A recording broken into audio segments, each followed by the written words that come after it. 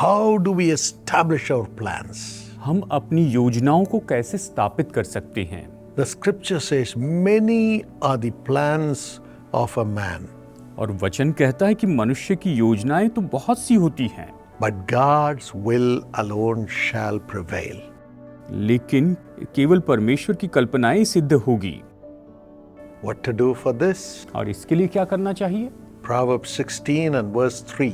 नीति वचन 16:3 ये कहता है, Commit to the Lord whatever you do, अपने कामों को यहोवा पर डाल दे and He will establish your plans. और इससे तेरी कल्पनाएं सिद्ध होंगी, यानी वो सिद्ध करेंगे। If you are cooking for your family, अगर आप अपने परिवार के लिए खाना पकाते हैं, commit that cooking, that food to the Lord. आप उस पकाने को, उस भोजन को प्रभु को समर्पित करें। If you are working for your family, अगर आप अपने परिवार के लिए काम कर रहे हैं, every day, हर एक दिन commit that work that you do to the Lord.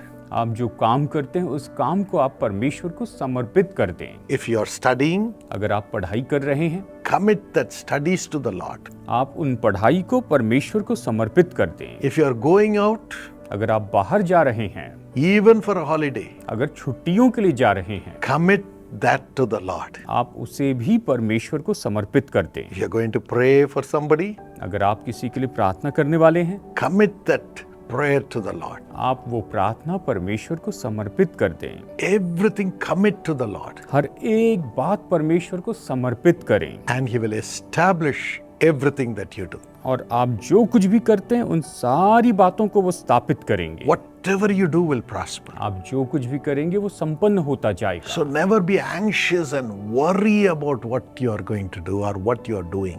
और आप क्या करने वाले, आप क्या कर रहे हैं, इसके बारे में कभी चिंतित ना हो, कभी आप परेशान ना हो। While cooking, don't say, will the salt be good? Will the oil be enough? आप खाना पकाते समय ये मत कहिए कि क्या इतना नमक काफ़ी होगा या फिर इतना तेल ठीक है। God will guide you. परमेश्वर आपका मार्गदर्शन Even करेंगे that He will bless and make everybody in your family bless you. और उसमें भी परमेश्वर आपको आशीष देंगे और ऐसा करेंगे कि आपके परिवार के सब लोग आपको धन्य कहेंगे। Jeremiah 29:11. यिर्मयाह 29:11 कहता है, God says, I know the plans I have for you. परमेश्वर कहते हैं कि जो कल्पनाएं मैंने तुम्हारे विषय में करता हूं उन्हें मैं जानता हूं। You will do everything according to my plan, the Lord says. परमेश्वर कहते हैं कि तुम मेरी योजनाओं के अनुसार सारे काम करो, Not your plan. अपनी योजनाओं के अनुसार नहीं। You have to do things, you are doing it. आपको जो करना चाहिए आप उसे करते जाएं। But everything will happen according to my plan in everything you do. लेकिन परमेश्वर कहते हैं तुम जो कुछ भी करते हो उसमें सब कुछ मेरी योजना के अनुसार होगा। Just work with your hands. तो बस अपने हाथों से काम करते चले जाएं। According to 1 Thessalonians 4:11. पहला थिस्सलुनीकियों 4:11 के अनुसार, Because everything has already been planned in heaven. क्योंकि सब कुछ परमेश्वर ने पहले से ही योजना बना करके स्वर्ग में रखा है। All the results और सारे परिणाम according to Hebrews 4:3. इब्रानियों 4:3 के अनुसार, And God will make everything beautiful in its time. और परमेश्वर सब कुछ अपने समय में सुंदर बनाएंगे। Ecclesiastes 3:11. सबोपदेशक 3:11। Your exam results will be beautiful. आपका जो निश्चय जो एग्जाम के रिजल्ट है वो बहुत ही सुंदर होंगे। Your marriage life will be beautiful. आपका वैवाहिक जीवन सुंदर होगा। The target completion of your work will be beautiful. आपके काम का जो टारगेट पूरा करना है वो भी बहुत सुंदर होगा। Your children will be beautiful. आपके बच्चे बहुत सुंदर होंगे। Psalm 20 and verse 4. भजन संहिता अध्याय 20 वचन 4।